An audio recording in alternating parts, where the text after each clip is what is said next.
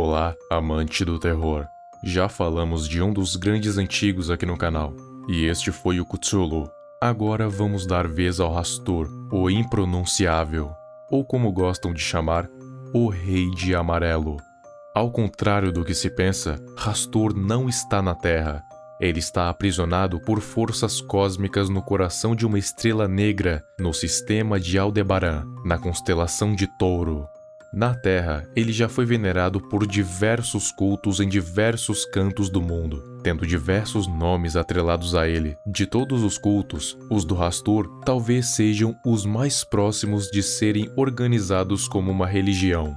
Os sacerdotes da Samária, Atluma e Ribória espalhavam o evangelho conhecido como Verdades do Impronunciável, enquanto os cultistas ouviam e espalhavam para outros povos. Porém, o culto de Hastur era visto por muitos como abominável, pois seus rituais mais importantes incluíam sacrifícios humanos para Hastur. Entre os sacrifícios estava a decapitação, desmembramento e castração. Nem queira imaginar o resto.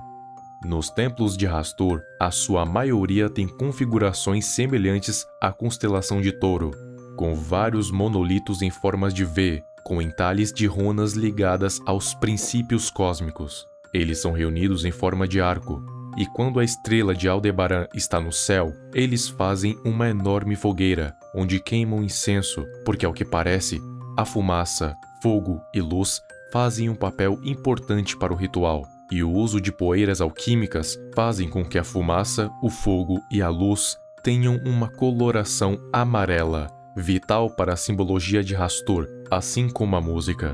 Na Babilônia e Mesopotâmia, lá na Idade Média, o culto de Hastur já existia e era popular na nobreza. Os fenícios o cortejavam como Assator, o deus dos viajantes. Porém, seus seguidores foram mortos, perseguidos ou banidos.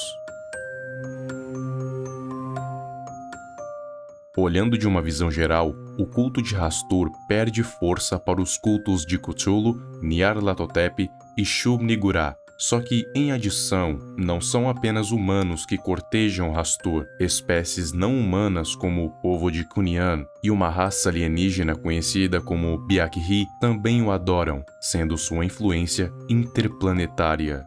A relação dos cultistas de Hastur com outras raças é meio conturbada, porque existe uma certa aversão deles com raças não humanas, como os Migó e os membros da grande raça de Yith. Se pode dizer que ele já teve uma relação bem afetiva com Shub-Niggurath, que juntos geraram a terrível semente conhecida como milhares de jovens, que servem fielmente à Cabra Negra, ou Shub-Niggurath. Já com Cthulhu, o Senhor de Huliah, a relação não é das melhores, sendo bem tempestuosa. Tanto é que Hastur até ajuda humanos que não servem ao Cthulhu, tudo para desafiá-lo. Com os cultistas dos dois é a mesma coisa. Vivem em constante conflito, por isso que o culto de Hastur não pôde se instalar em regiões da África, pois lá possui uma grande concentração de cultistas de Cthulhu.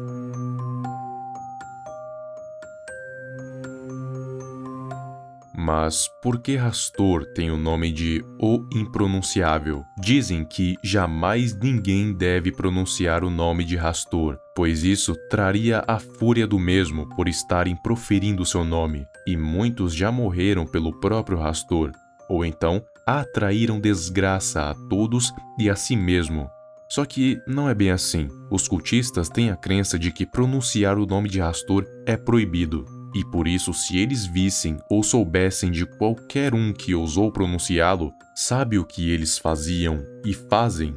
Exato, eles assassinam. Sim, eles matam todos que falam o nome sagrado de Hastur, pois, de acordo com eles, isso traria a fúria dele, a menos que quem proferiu seja expurgado. Inclusive, existe um grupo de cultistas da Índia chamado de Os Silenciosos, que cortam a língua ou removem as cordas vocais de seus seguidores, logo depois de eles clamarem por Hastur, como se implorassem por uma bênção ou algo assim. Por causa disso que se tornou um tabu pronunciar este nome. e por isso Hastur atende pelos epítetos de o impronunciável e aquele que não deve ser nomeado. Contudo, se seu nome for falado para fins de rituais, aí já não há problema, pois é algo feito para vangloriar Hastur. De qualquer jeito, não há problema em falar o nome dele. Há problema em falar o nome dele na frente dos cultistas.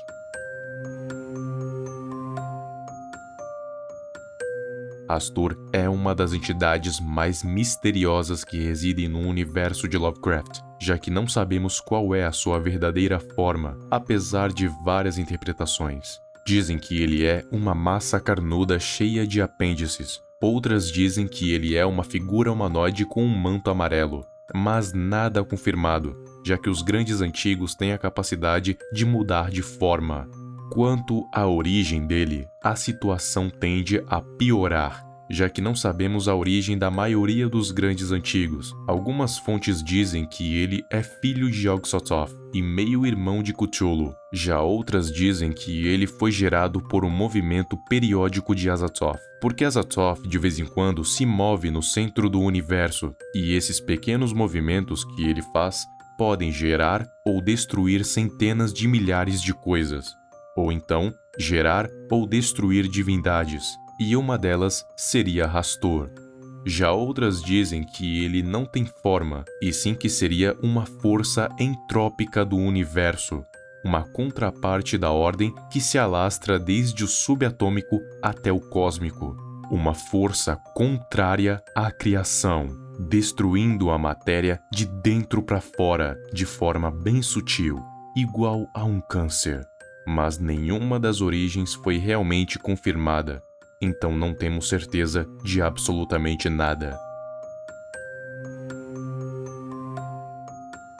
Assim como todos os grandes antigos, Hastur também possui a capacidade de gerar avatares, assim podendo praticamente estar em dois lugares ao mesmo tempo, pois sua verdadeira essência está presa na Estrela Negra, mas seus avatares não. E o mais famoso deles é o Rei de Amarelo. O Rei de Amarelo ficou tão famoso no quesito Hastur que pesquisadores até acreditavam que ele era uma divindade à parte. Mas não, é um dos avatares de Hastur. Contudo, mesmo o Rei de Amarelo sendo um dos avatares de Hastur, ele não é citado em nenhum dos livros sagrados, nem mesmo nos canônicos, como o Verdade do Impronunciável. Parece que, na verdade, ele foi descoberto recentemente pela humanidade, com a sua peça teatral The King in Yellow. E é bem possível que, por causa da rígida regra de não pronunciar o nome do impronunciável, os cultistas resolveram adorar uma imagem mais acessível de seu deus, uma mais humanoide e que aceita ser tratada como um símbolo, no caso, um rei.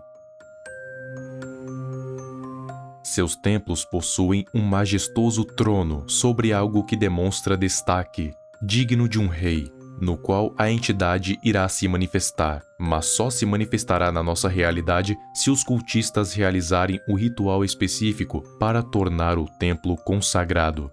E para um templo ser consagrado, ele precisa fazer teoricamente parte de Carcosa. Carcosa é uma cidade alienígena que habita em um planeta obscuro e inabitado, que orbita a estrela de Aldebaran. Quando um templo é feito parte de Carcosa, o Rei Amarelo se manifestará. O Rei Amarelo se manifesta como um ser humanoide com um manto amarelo e pesado, com um capuz que cobre todo o seu rosto. Ele é capaz de falar, utilizando a língua daqueles que estão ali presentes. Sua voz é ouvida diretamente na mente, e aqueles que ouvem são acometidos pela insignificância diante a um poder cósmico. Quando o rei se move, ele parece flutuar, ele não tem sombra, e aqueles que olham por baixo do capuz conseguem ver uma máscara branca com uma expressão neutra. Sua voz foi descrita como uma multidão de pessoas, e quando fala, nunca olha diretamente nos olhos ou sequer na direção de alguém. E aqueles que tentam falar com ele são completamente ignorados. E se forem tolos o bastante para tentar tocá-lo, vão imediatamente ser repelidos pelos apêndices de seu manto, que age como uma extensão de seu corpo. e se insistirem nessa tolice, vão receber o temido olhar do rei e serão acometidos por um enorme pânico e terror primitivo. E dependendo do quão fraco for seu coração, a pessoa pode morrer apenas com o olhar do Rei Amarelo.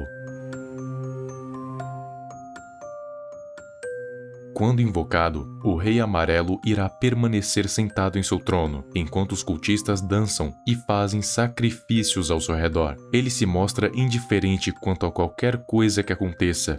Não importam o que falem, façam ou apelem, ele não vai fazer absolutamente nada. Se ele se sentir satisfeito com o sacrifício, não necessariamente sendo de sangue, podendo ser até mesmo energias místicas ou artefatos, ele retribuirá. Seus cultistas irão sentir emoções e sensações absolutamente inumanas. Alguns até mesmo se desligam da realidade.